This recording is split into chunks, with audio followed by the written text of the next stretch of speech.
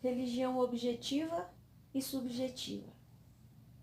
Na conservação desse ensino da Escritura, foi feita uma distinção em tempos remotos entre religião objetiva e religião subjetiva. E a religião em si foi geralmente descrita como a forma correta de conhecer e servir ao verdadeiro Deus. Essa definição já ocorre em Lactâncio, encontrou aceitação geral e ainda é usada por muitas pessoas hoje. Em tempos mais modernos, foi levantada a objeção de que ela interpreta a religião como algo externo, que ignora completamente o coração humano. Embora seja verdade que ela não define o modo correto, que é central na definição, nem explica a relação entre conhecer e servir a Deus, e tende a destacar a religião objetiva mais do que a subjetiva, a objeção levantada não é suficientemente bem fundamentada, pois na interpretação anterior, a lei na qual Deus expressou o modo pelo qual queria ser servido devia ser entendida não apenas de modo literal, mas também de modo espiritual. Ela controlava não somente as palavras e as ações, mas também as atitudes, pensamentos e desejos dos seres humanos. Ela reivindicava a pessoa toda, a alma e corpo, a mente, o coração e todas as forças da pessoa. Portanto, ela exigia que os seres humanos servissem a Deus não apenas e nem mesmo em primeiro lugar, com ações e rituais externos, mas acima de tudo, com uma fé sincera, esperança firme e amor ardente, com adoração em espírito e em verdade, com os sacrifícios de um espírito quebrantado e um coração contrito. A religião, consequentemente, não era esgotada por uma observação externa, mas consistia, acima de tudo, em devoção interna, em conhecer e servir a Deus no coração.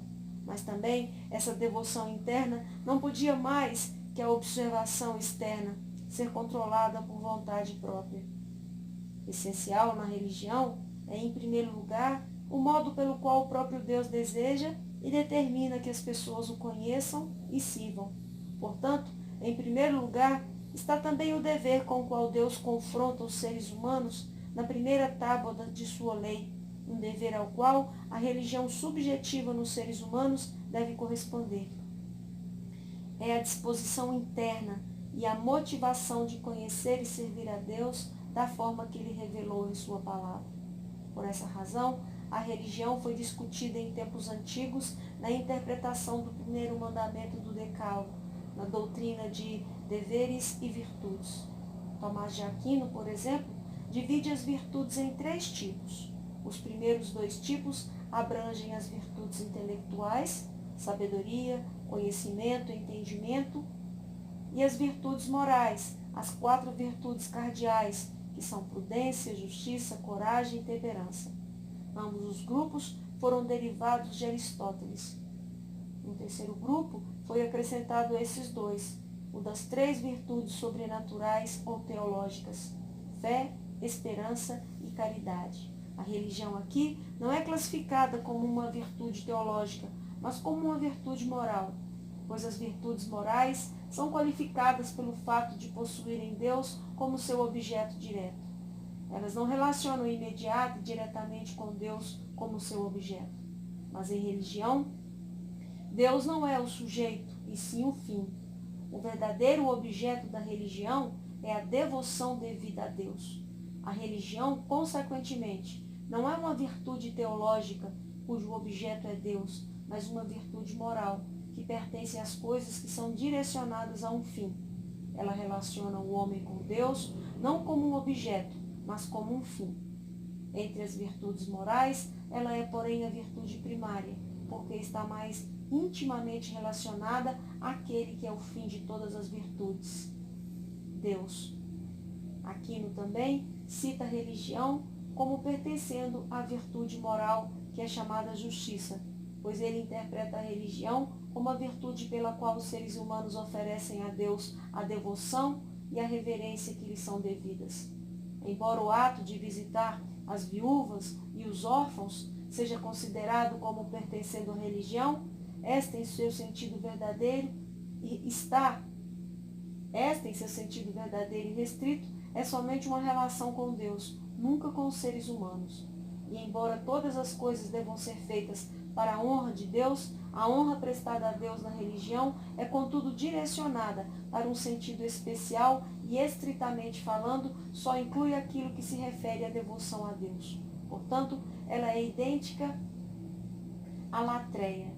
Embora essa definição de Tomás de Aquino fosse mais tarde adotada por muitos estudiosos, em tempos modernos, ela é geralmente modificada e ampliada de tal modo que a disposição subjetiva da qual flui a religião como devoção seja mais reconhecida.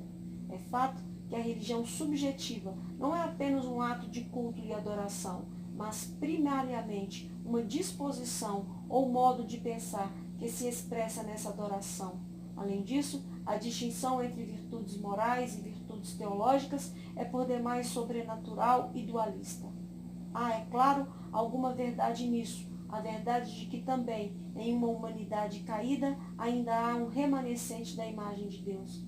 E as virtudes morais não são, nem mesmo a religião, totalmente erradicadas, mas as virtudes morais e também a disposição religiosa devem ser renovadas e renascer para que sejam verdadeiramente boas.